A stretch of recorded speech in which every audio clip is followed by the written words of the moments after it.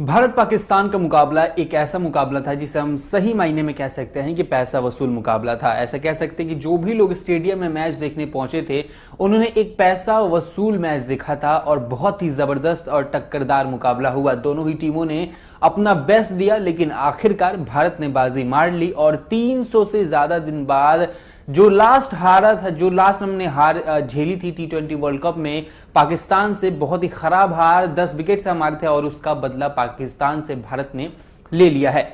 बहुत ही जबरदस्त मैच हुआ और मैच में बहुत ही जबरदस्त मूवमेंट्स भी हुए। वही मूवमेंट्स के बारे में आज हम बात करने वाले हैं। आइए आपको एशिया कप के भारत पाकिस्तान मैच के वो 5 यादगार मोमेंट्स के बारे में बताते हैं जिन्हें दोनों देशों के फैंस लंबे अरसे तक कभी नहीं भुला सकेंगे। 5 भागों में बांटा हमने इन मोमेंट्स को। इन मोमेंट्स में से 5, 4, 3, 2, 1 करके हम आपको बताएंगे। 5वें नंबर से हम शुरुआत करेंगे। तो चलिए शुरू करते हैं इस वीडियो को। नमस्कार, मैं हूं आशुकेश तिवारी और आप देख रहे हैं इंडिया न्यूज। 5वां मोमेंट, राहुल की लापरवाही पड़ सकती है टीम इंडिया को भारी। केएल राहुल को टीम इंडिया के प्रतिभाशाली खिलाड़ियों में शुमार किया जाता है, लेकिन बड़े मुकाबलों में इस खिलाड़ी का बल्ला कुछ खास कमाल नहीं कर पाता। T20 वर्ल्ड कप 2021 में पाकिस्तान के सामने 8 गेंदों पर 3 रन बनाने वाले राहुल से टीम इंडिया ने एशिया कप में थोड़ी बेहतर उम्मीद की थी, पर वो इस मैच में उम्मीदों पर खड़े नहीं उतर पाए। 19 साल के युवा गेंदबाज नसीम शाह ने अपने पहले ओवर की दूसरी बॉल 142 किलोमीटर प्रति घंटे की रफ्तार से डाली। गेंद ने राहुल के बल्ले का भीतरी किनारा लिया और वह बोल्ड हो गए और यह यादगार बन गया इस मैच का 5वें नंबर पर। चौथे की तरफ बढ़ते हैं। रिजवान को पहले ही ओवर में मिले 2 जीवन दान। भारत पाकिस्तान मैच का पहला ओवर हर बार विशेष होता है। इस वक्त फैंस और खिलाड़ियों की धड़कनें सबसे ज्यादा तेज होती हैं।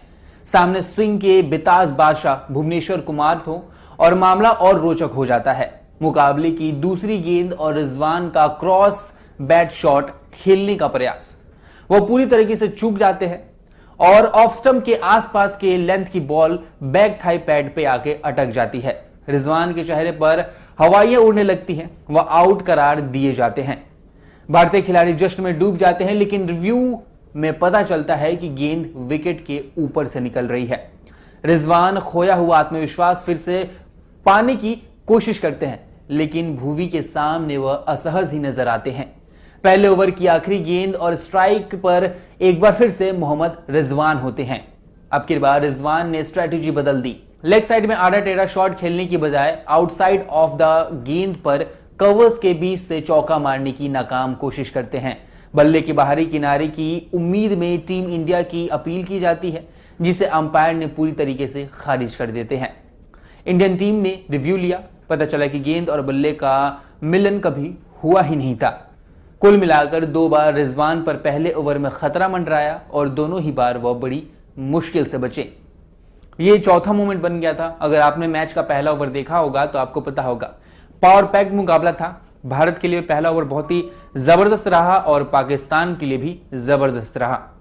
तीसरा, जडेजा ने चोटिल नसीम को जड़ा जोरदार छक्का, यानी ऐसे कह सकते हैं कि वो छक्का जडेजा का, ऐसे कह सकते हैं कि बेरहम छक्का था। भारतीय पारी की 18वीं ओवर की चौथी गेंद लेकर 19 वर्षीय पाकिस्तानी बॉलर नसीम शाह तैयार थे। स्ट्राइक पर कौन था? रविंद्र जडेजा खड़े थे। गेंद आई और सीधे जडेजा के बैक पैड पे जाके टकरा गई। बॉल 141 किलोमीटर प्रति घंटे की रफ्तार से आई थी, जिसके सामने जडेजा को संभलने का बिल्कुल मौका ही नहीं मिला।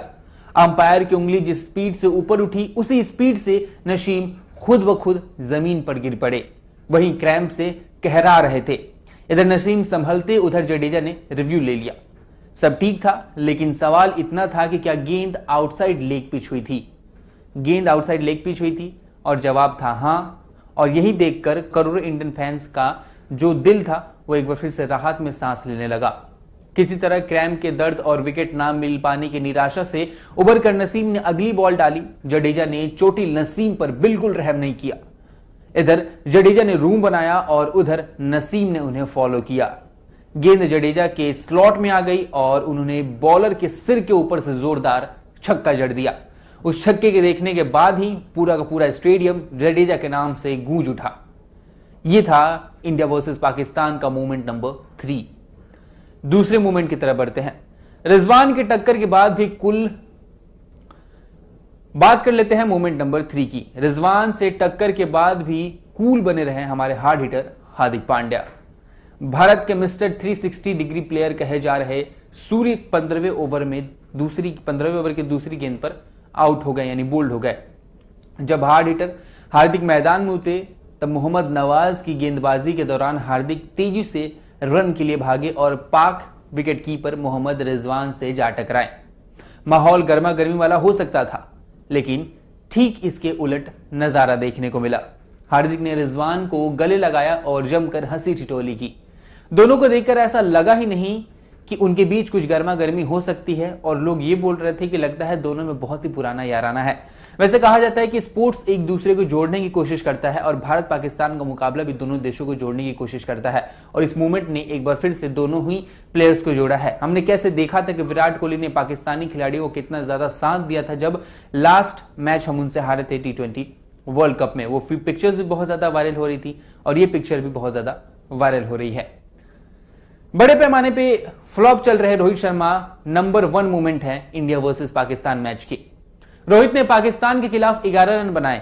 न्यूजीलैंड के मार्टिन गुप्टिल को सर्वाधिक रन बनाने के मामले में पीछे छोड़ दिया, किसमें T20 में। 8वें ओवर की चौथी गेंद पर छक्का लगाने के बाद वो फिर छठी गेंद को मैदान के बाहर मारने की कोशिश कर रहे थे। Slow left arm orthodox spinner Mohammad Nawaz की फुल लेंथ की धीमी गेंद उनसे दूर स्पिन हो गई। बस फिर क्या था, वह आसान सा कैच दे बैठे। कुल मिलाकर बड़े मैच में एक बार फिर से रोहित शर्मा का खराब प्रदर्शन अभी भी जारी है, लेकिन फैंस उनसे अभी भी उम्मीद कर रहे हैं। T20 में सबसे ज्यादा रन बनाने का रिकॉर्ड अपने नाम कर चुके हैं रोहित शर्मा। फैंस के जख्मों पर यह जो न्यूज है वो थोड़ा सा ऐसा कह सकते हैं कि राहत बिटोरता है और उनके चेहरे पर मुस्कान लाता है। ये थी इंडिया वर्सेस पाकिस्तान के 5 मूवमेंट्स जिनके बारे में आज हमने बात की। कैसी लगी जानकारी, कैसे लगे मूवमेंट्स, कमेंट में जरूर बताएं।